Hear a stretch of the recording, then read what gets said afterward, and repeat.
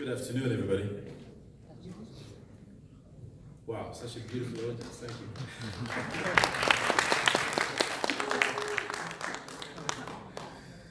This is my third time coming back to Dubai and specific to this conference. Where is Hadi? The last time in December, I made everybody dance. Kind of dancing, right after lunch. But I'm not going to do that right now. The one thing I want to ask you to do is to really clap for Hadi and his team, congratulating them for such an awesome job. Well done. This is probably the first event in the world that is gathering both the buyers and also solution providers to discuss blockchain, investment opportunities, and also seeing exactly what we can actually achieve. I travel around the world as part of CryptoX Capital for me to identify these opportunities. Today I'm not going to take much of your time. I mean, Hadi has given me only about 15 minutes, right? So there isn't much that I'm going to be able to cover in 15 minutes, but it's going to be a very open conversation, laid back. We just gotten out of lunch, laid back and discussing exactly why this specific topic. I am based in South Africa, Johannesburg. I come originally from the Congo, and this specific topic is of interest to me because I am, as part of my education process, speaking at various events, I'm trying to I'm actually doing it, raising awareness from the African people to realize the immense opportunities that do exist in the blockchain world. Being able to invest a little differently. But for us to do so, I think it's really important to understand what made it all possible. That particular technology that all of you can read, and while you guys read, I'm not going to read that stuff. I just want to illustrate a little bit what blockchain was able to achieve, which is about the digital rights, the ownership, the transfer of ownership on the blockchain, and a lot of other attributes such as immutability and things like that that make it really possible in this world to become an owner of a digital asset. But for me to be able to put it out in a different, simple example, I mean, how many of you here use WhatsApp? Come on, raise your hand. Everybody, right? Now imagine for a second that you guys take a beautiful picture of me. Yes, I look nice. Thank you. And assume that George is the first person who takes that picture, right? And if George decides to send that picture to each and every single person here, let's say the Agora group, on a WhatsApp group, the question is, how do we determine the original picture that was taken? It is literally impossible, because every single person is going to get a copy of that picture at the same time. And somebody else can transfer that picture to somebody else, and it goes viral around the world. And in the end, nobody knows exactly whether that picture originated from George. He can claim it, but he can't prove it. But now, let's turn the scenario a little bit around, George. How about now, we live in a world whereby the same picture that George sent, if he were to send it to my good friend over there, John, my cousin, my brother, and from South Africa, if he were to send it to him, and a mechanism behind allowed that picture self-destroyed of George's phone, and automatically went into John's phone, essentially transferring the digital rights to somebody else. George no longer is the owner of that particular picture, but John becomes. And John can do the same with somebody else. Essentially, in simple terms, that's what the blockchain technology is solving. And that's why today, if we see the real value of that particular technology, we now see that there is immense value in being able to own digital assets. And the ownership of digital assets opens up the world to a whole new opportunities of investing, which is the one thing that I want to talk about next. The tokenization of assets today makes it possible. Now, the blockchain technology has opened immense opportunities around the world, whereby every single person, better than before, is now able to become a participant in a specific ecosystem. Somebody somewhere around the world can invest in a technology, a project, the Libra project, doesn't matter what that is, the Gold Nugget project, somebody in a far South Sudan who has access to technology, to internet, can become a participant in this market. This is what the blockchain technology allowed us to do, and that's why I'm so really deeply rooted in this world of blockchain since 2013, having identified for the first time the blockchain technology. And today I speak at various events. I was last month in Nigeria. I was pleasantly surprised at not only the blockchain community and crypto community in Nigeria, and the immense opportunities that are out there, and how people are building tools and platforms to allow people to invest. It is true, of course, that Bitcoin made it all possible, but at the same time today, we were able to tokenize pretty much anything we want to be able to achieve today. So assets, art, anything today can be digitized. But it is all good, and I would like to highlight some of the benefits that we actually see in this specific aspect of tokenization. One of them actually really is greater liquidity. Better than before, we see that having access to every single person from all four corners of the world, so from Africa to Asia to America, North and South to Europe, this increases tremendous amount of liquidity on various exchanges, and depend as well on the issuer's choice of exchange, whereby all of your tokens, tradable tokens, can be traded on exchanges of the issuer's choice. The secondary market today allows for better liquidity on the marketplace, allowing each and every single one of us today who own a digital token to be able to trade it on the market. Another aspect as well is, it becomes faster and transaction fees are extremely low, whereby we eliminate some of the third parties that are taking all these fees, and it becomes cheaper and cheaper for people to be able to transact on the blockchain. And many platforms actually are able to do that. Last year in Malaysia, I did a talk where I talked about blockchain as a trust. Blockchain, a trust protocol for a new economy. The next aspect there, the more transparency, is one of the things that I actually spoke about when I debunked the word trust. And let me just repeat here without getting into too much details. I mentioned the T in trust for transparency. It is very important that we realize in this decentralized world, more and more transparency is needed. We live in a world whereby we want to be transparent with each other. As we engage in peer-to-peer transaction, transparency is of essence.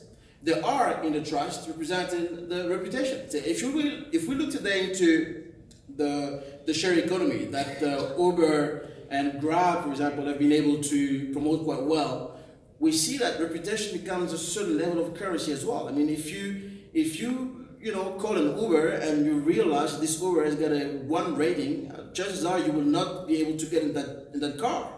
You're looking for a better driver who's got a better reputation on the system that is completely democratic for you to be able to engage in that car. The U in the trust is for unalterable, and this is one of the promises of the blockchain technology, whereby immutable records make it so that we can actually trust these transactions.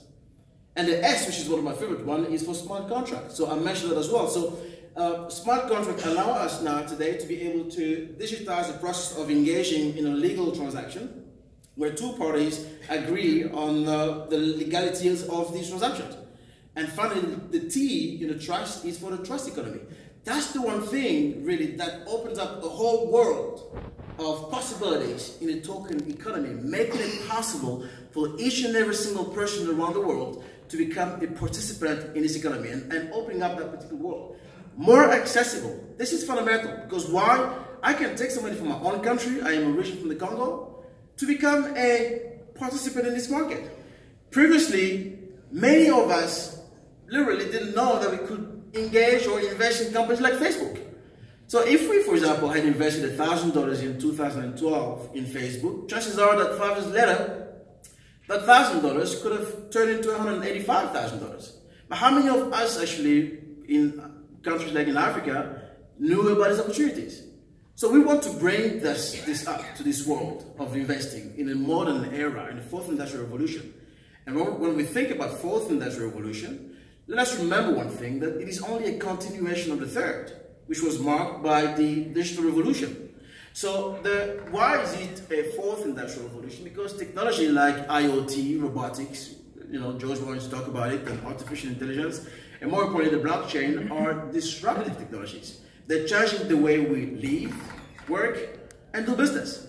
So because of that, they are literally transforming, and they're part of the fourth industrial revolution. So I want to give an opportunity to the African people to be able to invest in a Libra project, to be able to invest in a golden nugget project, to be able to invest in Nextcash or anything else that allows us to become, participant on this ecosystem. But with all this said comes certain challenges that we need to be aware of. And some of these challenges include, for example, the aspect of new business models. I don't know where is Daniele Daniele from Nextcash, I think he's actually next door. Daniele, for example, comes with a new whole model that can be implemented in the world of tokenization. They're offering a service to companies that are trying to or looking to go IPOs, but aren't necessarily willing to wait for 5 years for them to be able to be listed. But they're doing that in a digital manner by providing STOs. So there's a new service that they're offering based on a model that allows them to provide these to companies, including some of you guys in this room, including us. We're considering a project for next year launch in 2020 that will benefit the African market, but also to the world. So financial institutions will be looking to identify how they can play smarter and extremely well in a new market whereby they can actually disrupt these existing models. But the other thing as well is integration systems. One of the most important things is how do we, look, these financial institutions have been around for years. They obviously have existing systems, and systems that one of the main challenges is they have to embrace the blockchain technology, which means they have to have the skills internally to make that change. So that is costly. It is, for some of them, they have to look into integrating as well to existing platforms. So when we look into the challenges of having to move our existing models into blockchain technology, a lot of these guys actually, gets kind of scared about the prospect of moving into this platform, but yet also identify the benefit. And some of these guys definitely are already on the verge of migrating their model. I see my good friend, I was having a good meeting with him yesterday, who is from India, based in Dubai. He's taking a picture there, and he's in the real estate. So obviously he is, we had an argument, well, not an argument, but I mean, he was talking about democracy, whereby there's no democracy in this world. But I do tend to differ when it comes to technology. Human to human is different, but when it comes to technology, definitely possible. He's in the real estate, exploring exactly what blockchain can do, but that, perhaps out of this conference, he will start identifying new models he can implement for his business to see exactly how he can expand his opportunities to raising capital by allowing more people around the world to become participants in this project.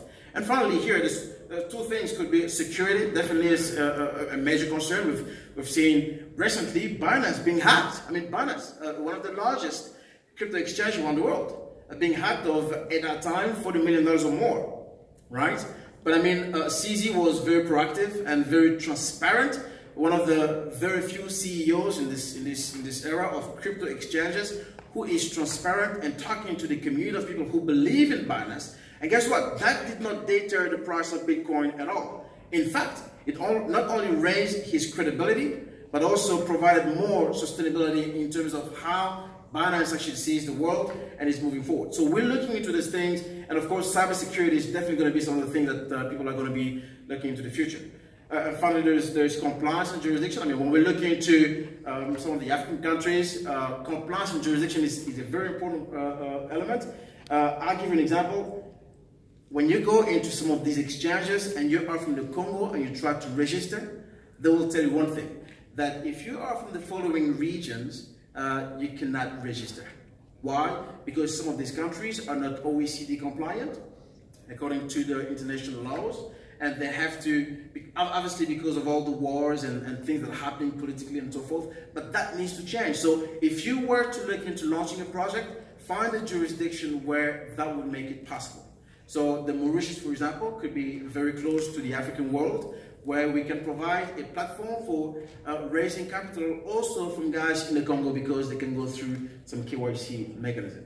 Now, just like I believe Nathan Appian, I'm not sure where he is right here, he speaks my language really. He's from Change River Fund.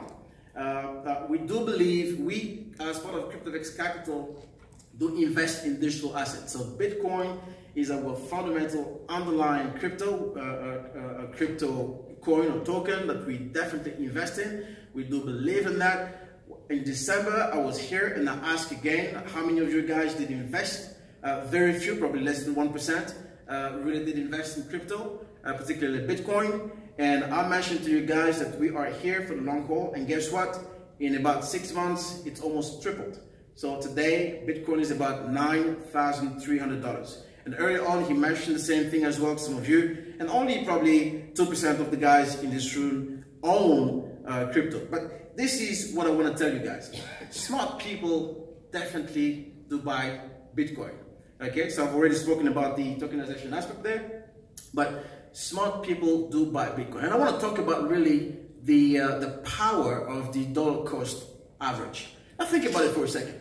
If today, 2 years ago, today, you were buying Bitcoin, $10 of Bitcoin every single day, irrespective of the fact that Bitcoin drew down 85%, when it reached an all-time high on the 17th of December 2017 to $19,000 odd dollars, and to some exchanges over $20,000. Now, irrespective whether you actually not even trading it, this is how much you could have made, plus for the 53% increase. This is exactly the power of the dollar cost average. So we do believe in this space. We do believe it is going to boom. Definitely. Buying a chunk, a small chunk of Bitcoin every single day is definitely going to give your portfolio a breather. And it's why? Because Bitcoin is almost not correlated to any traditional asset, and giving you an opportunity to create wealth in a digital world. And this is what I often tell to my African people. I say to them the following: there's no more land to distribute. No more. Land distribution was done a long time ago. There's no more wealth since the Great Depression to be created. The greatest wealth actually gets created in turmoil. And right now, we are witnessing a major shift in an era of investing, a major opportunity, whereby instead of waiting up on a depression or on land distribution, you definitely can create wealth by investing in the digital space. And how do you do that? You need to do that by understanding truly the fundamentals of and the evolution of money. Understand Bitcoin, because Bitcoin, for the first time, as a mathematical algorithm, is really putting out there everybody who thinks they know about economics. And trust me, it is definitely challenging the world of finance, and this is an opportunity for each and every single one of you guys to be able to create wealth in the digital space. Thank you very much.